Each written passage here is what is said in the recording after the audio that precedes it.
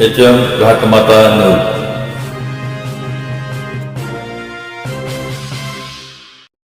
आपल्या सर्वांचं ग्रामदैवत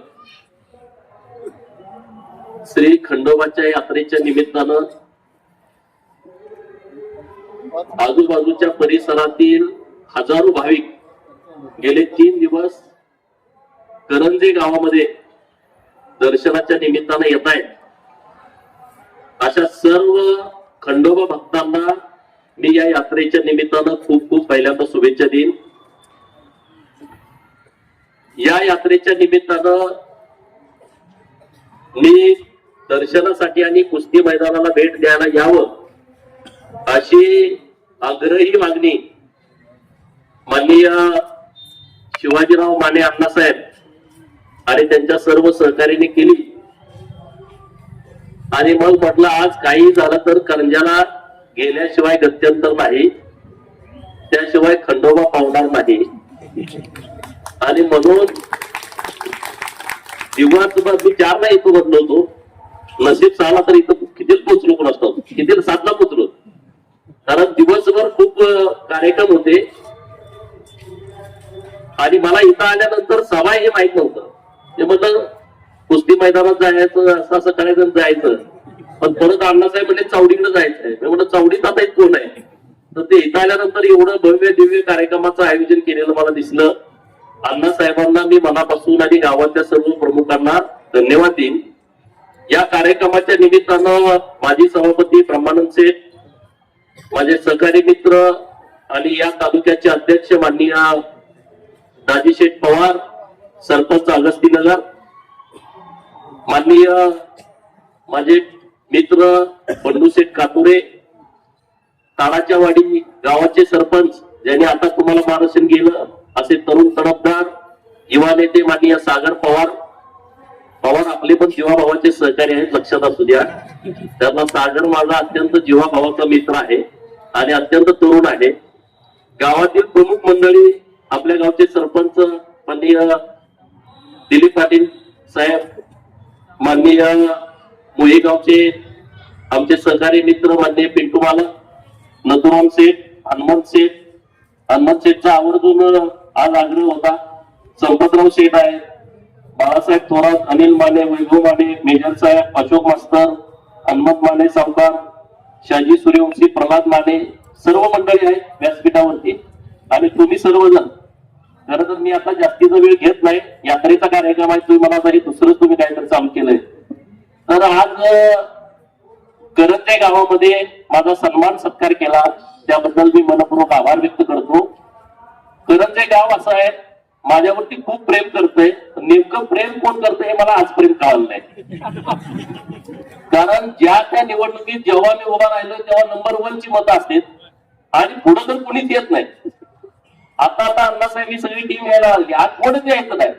पण इतकी मतदान, कोण बूथ प्रमुख आहे, कोण तिथं बूथवर बसतंय, तिथं एजंट कोण आहे, प्रमुख 4-5 लोक भेटतात. पण अख्खं गाव, जसं पेड गाव माझ्यावरती प्रेम करतं, आधी मध्ये ते कधीच भेटत नाही. निवडणुकीला उभा राहिलं 2,500 मतं इकडं, 500 तिकडं, एवढा असा फरक असतोय. आणि त्यामुळं करंजे गावाचं नेहमी प्रेम माझ्यावरती राहिलंय. घाटमाथ्यावरती खूप कामं करण्याचा आम्ही प्रयत्न केलाय. मी काही विधानसभेचा सदस्य इथला नव्हतो, परंतु विधान परिषदेची संधी जेव्हा मला मिळाली तेव्हा घाटमाथ्यावरती प्रत्येक गावामध्ये जास्तीत जास्त काम कसं करता येईल याचा मी प्रामाणिकपणे प्रयत्न केला. आणि त्यातलाच एक भाग म्हणून बालुरगडवरती छत्रपती शिवाजी महाराजांच्या स्वराज्याचा 3रा डोळा, बहिर्जी राजांचं स्मारक बांधण्याचं एक दिव्य काम माननीय देवाभाऊंच्या नेतृत्वामध्ये आम्ही हातात घेतलं. आणि मला त्या गोष्टीचा आनंद आहे की जेव्हा आम्ही सरकारमध्ये पण होतो तेव्हा आम्ही विरोधी पक्षात होतो. विरोधी पक्षात असताना, सरकार नसताना एखादं काम हातात घेणं हे फार अवघड असतं. तरी सुद्धा देवाभाऊ बोलले की हा विषय आपल्याला लोकांच्या समोर आणायचा आहे. आणि म्हणून विधान परिषदेचे आमदार मित्र आहेत, त्यांना माननीय देवाभाऊने आदेश दिले की तुम्ही तुमचा फंड हा बालुरगडच्या डेव्हलपमेंट साठी वापरायचा.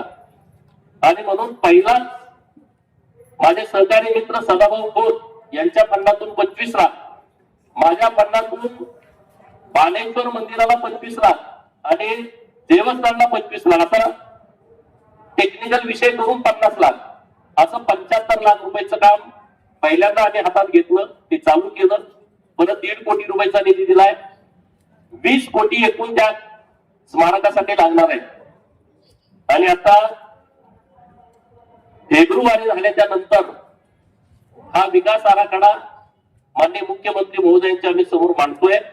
आणि मला ठाम विश्वास आहे की माननीय देवाभाऊ हे बालूरगडच्या स्मारकासाठी मोठ्या प्रमाणात निधी आपल्याला उपलब्ध करून देतील आणि ते एक स्मारक भव्य दिव्य स्वरूपात आपल्याला करता येईल.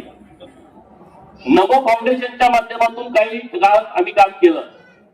आपल्याला अनेक गावं असेल की जिथं पाणी मिळत नव्हतं आणि म्हणून घाट माथ्यावरच्या सगळ्या गावामध्ये नाना पाटेकर आणि मकर नानापुरे साहेब यांच्या माध्यमातून वेगवेगळ्या सामाजिक संस्थांच्याकडून तेल उपलब्ध करून, तेल म्हणजे डिझेल, खोकल्यात केसीबी साठी 2-2, 3-3 महिने काम आपल्या परिसरात केले. त्यात सगळ्यात मोठं काम पळशीमध्ये झालंय आणि पळशीचा सगळा भाग मी स्वतः तिथल्या आमच्या सगळ्या सहकार्याने घेऊन पिंजून काढलाय. प्रत्येक शेतात आम्ही गेलोय आणि तिथं काम आम्ही उभा केलंय.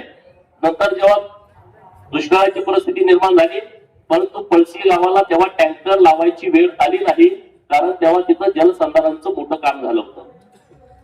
गोटी सारखं गाव आहे, जे गाव मी दत्तक घेतलं होतं की जेव्हा मी आमदार नव्हतो, जेव्हा मी कुठला पदाधिकारी नव्हतो, परंतु आम्ही ठरवलं तेव्हा आमदारांना आणि खासदारांना दत्तक गाव घ्यावं, असं केंद्र सरकारच्या सूचना होत्या मोदी साहेबांच्या. खासदारांनी गाव दत्तक घेतलं. अरे आपण खासदार नाही, आपण आमदार नाही, आपण सुद्धा एक गाव दत्तक घेऊ. आणि म्हणून घोटी सारखं एक चांगलं गाव मी दत्तक घेतलं. मला आनंद आहे त्या गोष्टीचा. आज तुम्ही कुणाला तिथं विचारलं घोटी गावामध्ये, तर घोटी गावामध्ये संपूर्ण कामं करण्याचा प्रयत्न आम्ही केलाय. आता परत राजूबुवा मंदिराला 5 कोटी रुपयाचा निधी आम्ही उपलब्ध करून देणार आहोत. म्हणजे घोटीचं सगळं काम, जेवढी कामं आम्हाला सांगितली ती सगळी कामं आम्ही संपून टाकतोय. एक पण काम त्या गावात आम्ही शिल्लक ठेवत नाही. आणि मग माझ्यावर लोक आरोप करायचे गोपीचंद पळकर असं आहे, गोपीचंद तसा आहे. घोटी मराठा समाजाचं गाव आहे. मी वंचित मधून उभा राहिलो, 70% मतदान मला केलं. कुठं जात आली काय नाही. आमच्या सगळे जीवाभावाचे सहकारी आहेत. सचिन कदम सरपंच आहेत घोटीचे, उपसरपंच तरुण पोरगा आहे, गावातली सगळी टीम आहे. आता मोहिल आमचे सुनील पाटील मित्र आहेत जीवाभावाचे, कलकत्त्याला असतात, उपसरपंच होते. आता कार्यक्रम आहे 5 आणि 6 तारखेला. भव्य दिव्य काम त्यांनी गावात उभा केलंय. स्वतः गावात स्मशानभूमीला जमीन नाही, स्वतः त्यांनी खरेदी केली, ग्रामपंचायतला दान दिली, स्मशानभूमी बांधून दिली. गावाचं कुठलंही काम असलं तर ते स्वतःच्या खिशातून पैसे घालून करतात. असे अनेक सहकारी आमच्या सोबत आहेत. अगस्तीनगरला राजी शेठ आहेत, त्यांच्या माध्यमातून आम्ही काम करण्याचा प्रयत्न केला. आता आपल्या भवानीपूरला शिवाजी विद्यापीठाचं उपकेंद्र व्हावं, त्यामध्ये सर्वात महत्वाची भूमिका आम्ही सगळ्यांनी मांडली आहे. आणि सरकारला भाग पाडलं की छत्रपती शिवाजी महाराजांच्या नावानं जे विद्यापीठ कोल्हापुरात आहे त्याचं उपकेंद्र हे भवानीपूरमध्ये झालं पाहिजे. सरकारनं त्यालाही मान्यता दिली. असे अनेक कामं आम्ही हातात घेतली. कामं ती पूर्णत्वाकडे जात आहेत. अजून जरा खानापूर तालुक्यामध्ये ज्या पद्धतीनं रिस्पॉन्स पाहिजे तसा रिस्पॉन्स मिळत नाही. जरा मोबाईलमध्ये मरगळ आहे. तर तुम्हाला माझी विनंती आहे की तुम्ही सगळ्यांनी आमच्या सोबत यायला पाहिजे. तुम्ही ताकदीनं आमच्या सोबत या. आता अण्णांनी काही विषय इथं मांडले, काही कामाच्या बाबतीत जरा जाऊ द्या, माझं झालेलं झालं. आता तुम्हाला काय हवंय त्याची यादी तुम्ही मला द्या, कारण बॅकलॉग खूप आहे करंजे गावाचा. तर तुम्ही जी कामं मला द्याल ती कामं तुम्हाला 100% मंजूर करून देईल. त्यामध्ये मी जरी इथं आमदार नसलो तरी काही अडचण येणार नाही, कुठली अडचण येणार नाही. आता राजाभाऊ जानकर आमचे मित्र आहेत, आमचे बंधू आहेत. त्यांच्या मामांनी पण सकाळी मला फोन केला, राजाभाऊला माझ्या मामाचं गाव आहे, माझ्या गावात काहीतरी द्या. म्हणजे देतो, सभा मंडळ कुठं तरी द्यायचं आहे म्हटले तर तोही मी तुम्हाला देऊन टाकतो, फक्त मला उतारा जागेचा द्या. तो म्हणाला देणार कुठला, एवढा इथला आमदार नाही, याचं काय कुठलं देतोय. तर काही काळजी करू नका. देवाभाऊच्या नेतृत्वामध्ये अनेक मार्गे आपल्याला निधी आणता येतोय आणि तो निधी आपण इथं आणणार, त्याच्याबद्दल काही चिंता करू नका. आपला हायवेवरचं गाव आहे आणि त्या पद्धतीनं इथलं डेव्हलपमेंट होण्याच्या दृष्टिकोनातून सरपंच त्याची सगळी टीम हे सगळे अण्णासाहेब वगैरे सगळे प्रयत्न करतायत, तरुण मुलं पण चांगल्या पद्धतीनं प्रयत्न करतायत. तर आपण नक्की त्या हिशोबानं जे काय करावं लागतंय ते करूया. उद्या जिल्हा परिषद आणि पंचायत समितीच्या निवडणुका लागतायत. तुमच्याला कोण इच्छुक असला गंभीरगडी तर आणखी चांगलं होईल.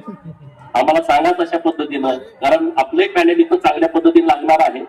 त्यामुळं ग्रामीण भागामध्ये एक चांगलं नियोजन आमचे साजीराम पवार सरपंच अध्यक्ष भाजपा यांच्या नेतृत्वामध्ये सुरू आहे. सगळीकडे बूथ प्रमुख आहेत, सगळीकडे मोठ्या प्रमाणामध्ये सभासदांची नोंदणी केलेली आहे. असं खूप चांगलं काम हे पार्टीचं सुरू आहे. आज यात्रेच्या निमित्तानं आपण सगळेजण आलोय.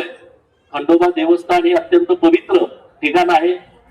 नवसाला पावणारा आपला देव आहे आणि आजूबाजूच्या परिसरातल्या सगळ्या लोकांची श्रद्धा ही आपल्या खंडोबाच्या चरणी आहे. आणि त्यामुळं मी पण खंडोबाचा भक्तच आहे. बिरोबा, खंडोबा, मसोबा ज्याच्या शेवटी बा आहे ते सगळे आपले देव आहेत. मग विठोबा असेल, बिरोबा असेल, खंडोबा असेल, मसोबा असेल, मस्कोबा असेल, यताळबा असेल, म्हातारबा असेल, कितीतरी देव आहेत की ज्यांच्या शेवटी बा येतं बऱ्यापैकी ते बहुजनांचे देव आहेत. आणि त्यामुळे ते सगळ्या आपल्याला पावणारे देव आहेत. ते पूर्वी आपले राजे असायचे, तो इतिहास वेगळा आहे. आणि त्यामुळे आपण या यात्रेच्या निमित्तानं सगळे दुकानदार मंडळी पण आले. दुकानदार मंडळींना तर माझा हात जोडून सांगणं आहे की तुम्ही मला मदत करत जावा, पहिल्यापासूनच करताय, पण तुमची ताकद आणि तुमची शक्तीची आम्हाला आवश्यकता आहे. शक्ती दुसरीकडे कुठं वाया जाऊ नये याची काळजी सगळ्या दुकानदार बांधवांनी घ्यावी. आम्ही तुमच्या कुठल्याच भानगडीत नाही.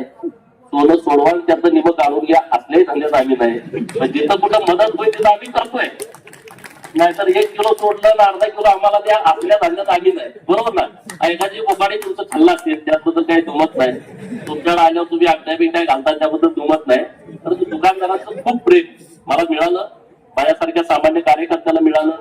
मी जेव्हा निवडणुका लढायचो तेव्हा वर्गणीपासून सगळे दुकानदार मंडळींनी केलंय. गावात काम करणाऱ्या मंडळींनी केलंय, माथाडीमध्ये काम करणाऱ्या मंडळींनी केलंय, सांगलीमध्ये फळ मार्केटमध्ये हमाली करणाऱ्या पोरांनी सुद्धा माझ्या अनेक निवडणुकांना वर्गणी दिलेली आहे. एकदम फटका माणूस नेता करण्याचं काम या परिसरातल्या आपल्या सगळ्या लोकांनी केलंय. आणि त्यामुळं ते उपकार मी आयुष्यभर विसरू शकत नाही. ती तुमची शक्ती, तो तुमचा आशीर्वाद आज मला इथपर्यंत घेऊन आलाय. इथून पुढे सुद्धा आपल्या सांगली जिल्ह्यामध्ये मोठ्या प्रमाणात डेव्हलपमेंट कसं होईल, नाहीतर नुसतं सरकारची योजना आणि तेवढीच राबवली त्याच्या आपल्याला पलीकडे जावं लागेल. आणि म्हणून मी आता आटपाडी तालुक्यामध्ये JSW नावाची कंपनी त्यांना विनंती करून देवाबांच्या नेतृत्वात आम्ही आटपाडीला आणली आहे.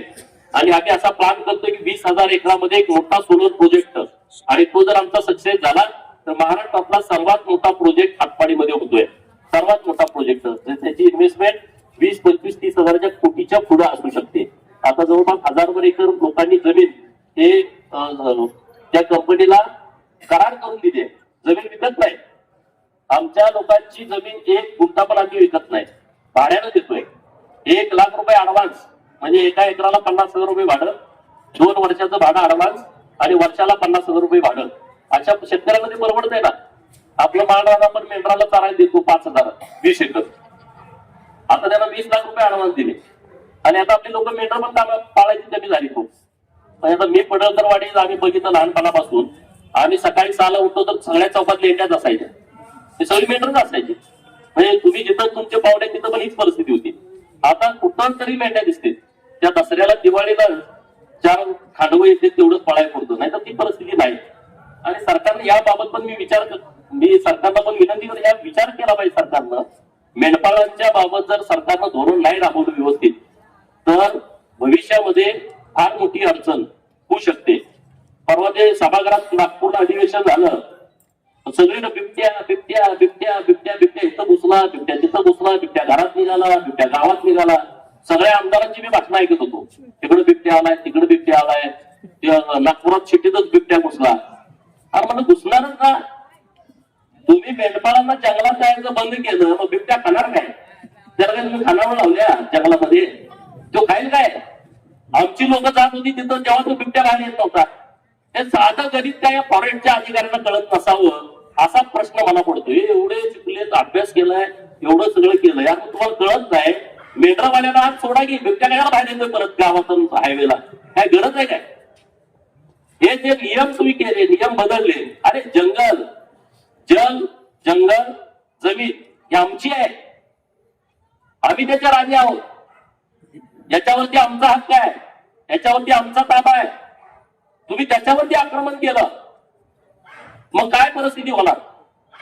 आतापर्यंत एवढे लाडक्याची मीटर मागितली, कोणी गेलं का मारली? कोण गेलं का मागायला सरकारकडे? आमच्या लाडक्याची मीटर मारली आणि तुम्ही काय द्या?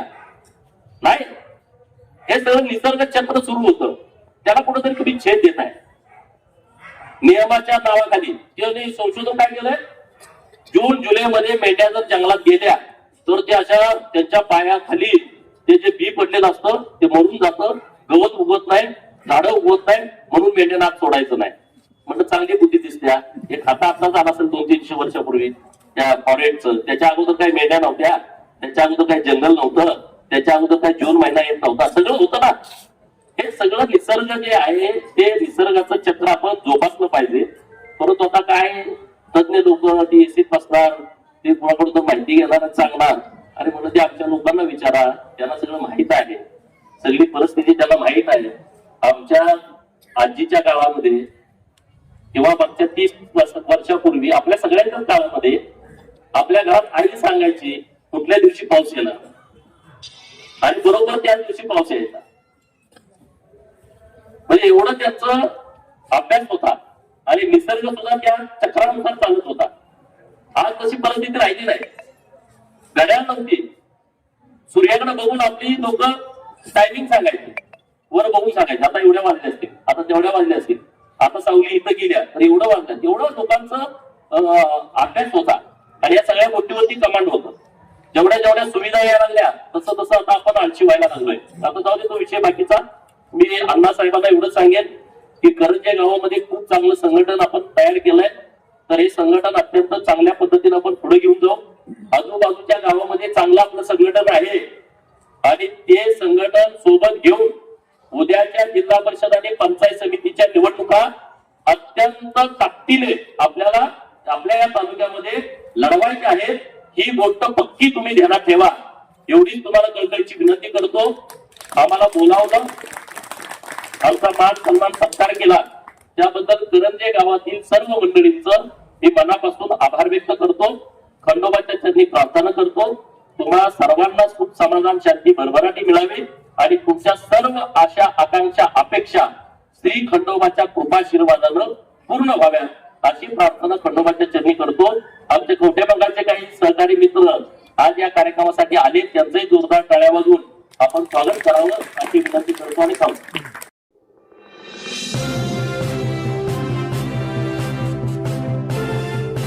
HM घाटमाता 9